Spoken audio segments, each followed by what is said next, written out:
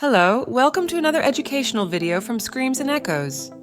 In the early 1970s, American cinema was well past its golden age. While the giant studios of Hollywood still dominated the box office, an unexpected challenger emerged from the shadows to push horror and exploitation films into the spotlight.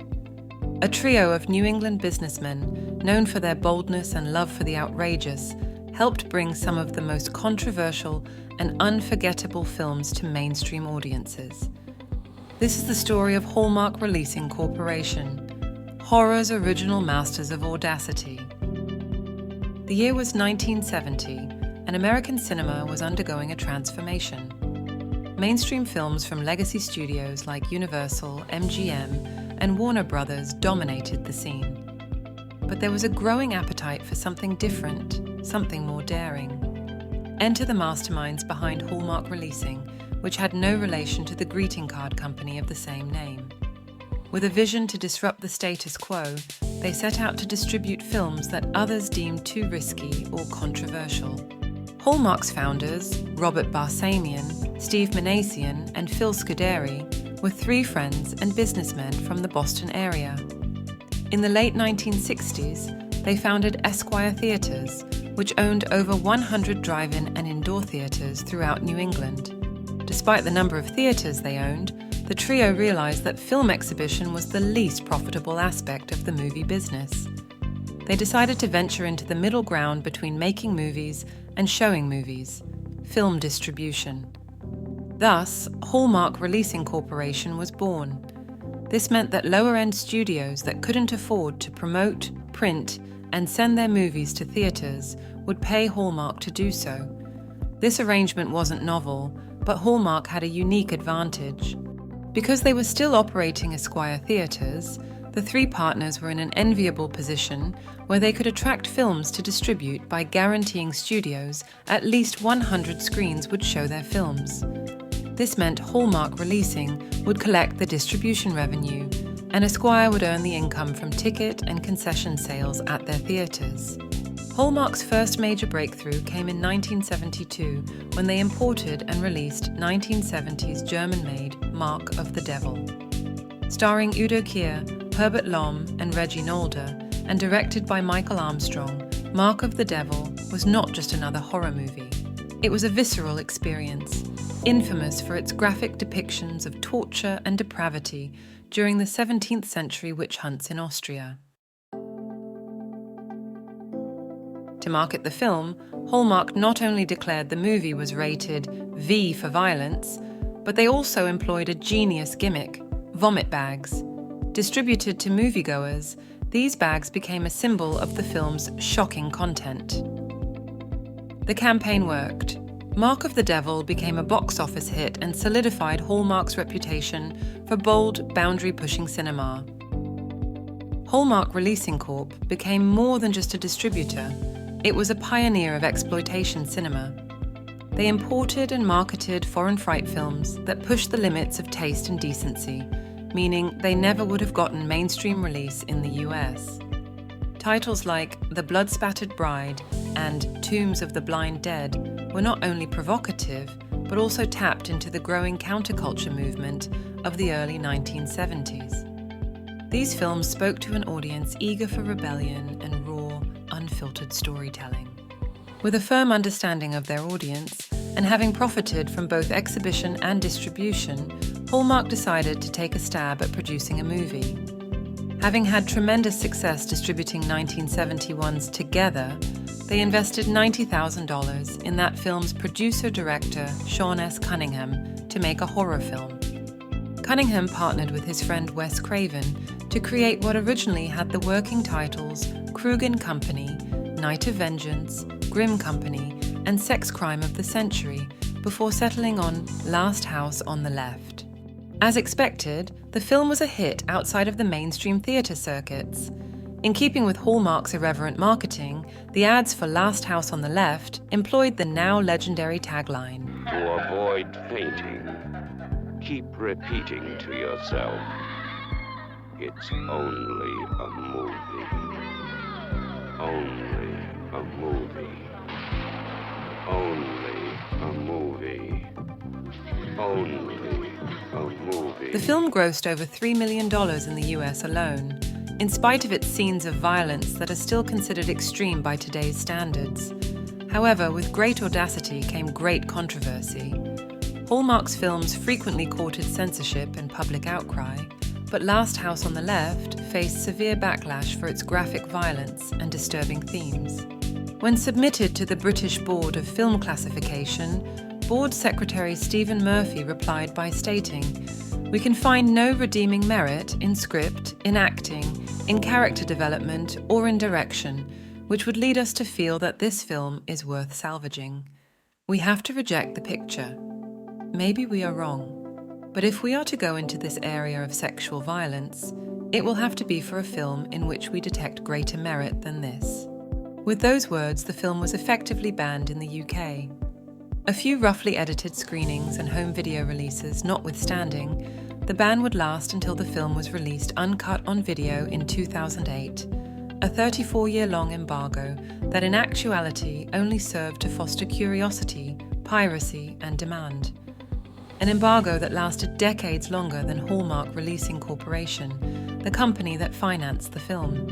The backlash surrounding Last House on the Left didn't deter the boys from Boston in their endeavors. If anything, it emboldened them. They continued to produce thriftily made shockers and distribute transgressive films from Europe, which usually were retitled and marketed with the typical tawdry, yet inarguably successful, Hallmark spin. In 1973, Hallmark released Slaughter Hotel, a 1971 Italian production starring Klaus Kinski as the administrator of a mental health clinic where someone is murdering wealthy female patients. Hallmark promoted the film by linking it to the recent real-life murders of 8 nurses in Chicago by mass murderer Richard Speck, using the tagline, "See the slashing massacre of 8 innocent nurses." Needless to say, the movie did big business at the box office. Hallmark's next success came with their distribution of American director S.F. Brownrigg's The Forgotten. Not only did Hallmark resurrect their highly effective "It's Only a Movie" ad campaign, but they also originated one of their most successful strategies. Retitling the film Don't Look in the Basement, Hallmark unintentionally birthed a gimmick that was so successful in driving ticket sales, other distributors co-opted the approach. This resulted in a string of unrelated "don't" films, a trend that would last throughout the 70s and 80s, though not always from Hallmark. Over time, through various business dealings, and possibly to mitigate any confusion with the greeting card company, the Hallmark team changed the name of their company to Newport, and then again to Georgetown. Whatever name they called themselves, the approach was always the same. Find or finance affordable films of questionable taste, market them with outrageous claims, and rake in the dollars from their own ticket sales or distribution deals with other theaters. In July of 1979, Last House on the Left's Sean S. Cunningham placed a full-page advertisement in Variety, hoping to entice financiers for what the ad referred to as the most terrifying film ever made, Friday the 13th. If the ad's copy was to be believed, the film was already in production and would be available for distribution in November. Of course, in true 70s independent filmmaker fashion, the ad was greatly exaggerated. Not only had Cunningham not shot a single frame of the film, he hadn't even begun to put together a cast or crew. All he had was a first draft of Victor Miller's script. He was merely using the ad to put out feelers to see if any producers had interest in investing in a fright flick called Friday the 13th. As luck would have it, there was. Hallmark Releasing, now going under its Georgetown moniker, reached out to Cunningham with interest. They offered him $125,000, but Cunningham had calculated that he would need $500,000. Seemingly at an impasse, Cunningham started looking for alternative financing options, including mortgaging his home. Eventually, the boys from Boston reached back out to Cunningham and offered to finance the entire film, but in exchange, they wanted complete control of the project. Having struggled with Hallmark both creatively and fiscally during the production of Last House on the Left, Cunningham was initially reluctant to cede any control over to the producers. However, Since no other investors had stepped up, and he didn't want to risk losing his house, he realized that without backing from Boston, the film was not going to be made. He called Phil Scuderi at Hallmark and accepted the deal. Realizing they couldn't make their money back by simply showing the finished film in Esquire theaters, plus a handful of others, Georgetown put the film's distribution rights up for bid. The resulting bidding war ended in an unprecedented move. Major Hollywood studio Paramount Pictures won the right to distribute the movie in the US, while Warner Brothers would have international distribution rights. This marked the first time an independent horror film was acquired by a major studio. Friday the 13th went on to gross nearly $40 million in its initial run, smashing any previous Hallmark, Newport, or Georgetown releases. When adjusted for inflation, that's over $150 million today. In addition to profiting from the first film, as part of Georgetown's agreement with Sean Cunningham and Paramount, the boys from Boston received revenue from the first 4 sequels. With the advent of home video and the dawn of shot-on-video productions, Hallmark and its various permutations eventually faded from the scene. However, their impact on the world of grindhouse, exploitation, and horror cinema is still felt to this day. Hallmark Releasing Corp was more than just a film distributor. They were trailblazers in a time when cinema needed a jolt of rebellion. Their story is a testament to the power of audacity, creativity, and the unyielding desire to entertain in ways that are unforgettable. As we look back on the history of film, we owe a nod of gratitude to the pioneers who dared to make us gasp, cringe, and above all, watch. More than anyone else, they understood that it wasn't only a movie. As always, thank you for watching. If you enjoyed this video, please give it a thumbs up, share it with your friends, and subscribe for more stories from the darker side of cinema.